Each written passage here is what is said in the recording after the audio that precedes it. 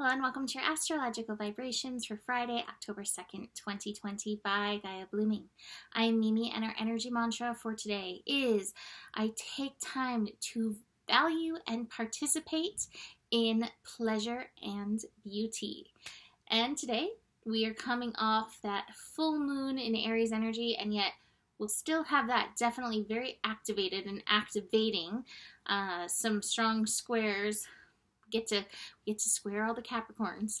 But before that, we have Venus shifting signs. Venus will be moving out of Leo and into Virgo. So the first part of the day, till 1:48 p.m. Pacific time, we have Venus finishing up in Leo. So this really is the time to love on and value your inner child, allow any creativity that's bubbling up to spew forth. When I said that, I was imagining the Venus painting, Venus where she's coming out of the shell. That's what came up into my head at that point. And also realize, again, with the moon still hanging out in Aries, this energy could be quite fiery. But let that fire ignite your heart. Let that fire ignite your love and joy energy, because the world could definitely use some more of that. So, Venus into Virgo, like I said, 1:48 p.m. Pacific time. So, let's start with the challenge side of Venus and Virgo. The biggest challenge with Venus and Virgo is getting all Virgo about relationships, really allowing that critical, analytical, new word, super mind wipey, mind swipey energy to take over Venus, the planet that represents love and relationships and pleasure and beauty and harmony and balance. When we are over analysis paralysing, we are not able to fully indulge in the pleasure, in the beauty, and in the harmony aspect of Venus. Not to say there isn't room in this world for analysis and there isn't room for thinking. There is, but it can really sweep us out of the Venus vibe of Venus. So keep that in mind with Venus and Virgo. If you find yourself overanalyzing everything, that's a cue to stop and ground in and go back into holistic mode, Virgo energy, and connect with your body and your soul and your spirit and your heart again, because that mind can just super duper take over. That being said, Venus in Virgo is beautiful for acts of service, whether in relationship or in your world. It is beautiful for really learning to love and even cultivate, cater to the relationship you have with holistic you, body, mind, spirit, soul, and heart. Again, not just the mental or mind piece. So do keep that in mind. Also, acts of service in regards to relationship with yourself. What kind of self-care, what kind of healing can your own personal love for yourself bring about? Now, again, this can be true for relationship as well, Venus representing relationship energy, but service starts at home. So tune into that for Venus and Virgo. Now, this is going to fly by fairly fast. Venus will be in Virgo for about 3 weeks and then is moving on. So this really is an opportunity. How can you be of service? How can you be of loving service for yourself, for the world? And I would also say, something that keeps spiraling in the back of my mind, how can you also gain some level of appreciation for your inner critic? Your inner critic doesn't have it all wrong, just more kind of a not great focus of energy. And yet, there is healing that can be done in finding some level of harmony with that inner critic energy that does come up. So do keep that in mind. It will be different for everybody. But again, it's kind of like, the challenge of the ego. There's something that's there that it's trying to protect or help you with. So what is that energy? How is this energy, that critical energy within you, aiming to serve you? So looking deeper into that. So let's look at this other energy that we've got going on today. The Sun and Uranus are in conjunct. So when you have in conjunction, we're not really seeing eye to eye. Now it's interesting because there actually is a tie that binds Libra and Taurus energy, and those are the signs where we have the Sun and Uranus in conjunct.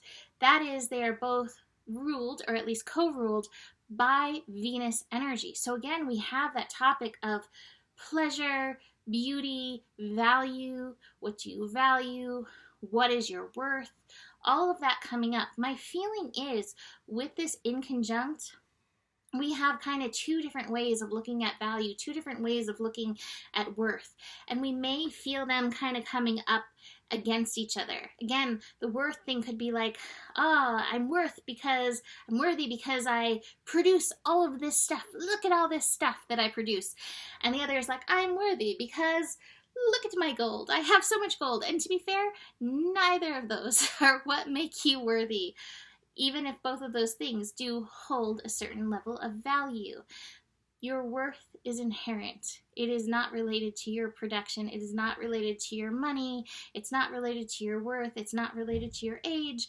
It's not related to any of those things. But you may find yourself leaning a little bit on those things. So notice that in and through the day. This also feels like that call to get grounded. And I think Venus and Virgo will support that a little bit, although Venus will be at 0 degrees. And at that 0 degree energy, Venus may feel a little bit offline. And yet, can we ground in? Can we utilize that Venus energy to honor ourselves, again, holistically, connect to the wholeness, the holiness of the self, and show up? And that, I think, will help with these squares.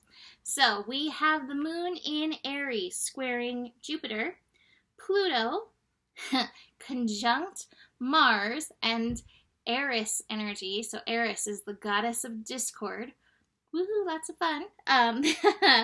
And squaring Saturn. And Lilith is hanging out in that Aries energy as well. So Lilith is just like, don't mind me, I'm doing my own thing. You should too.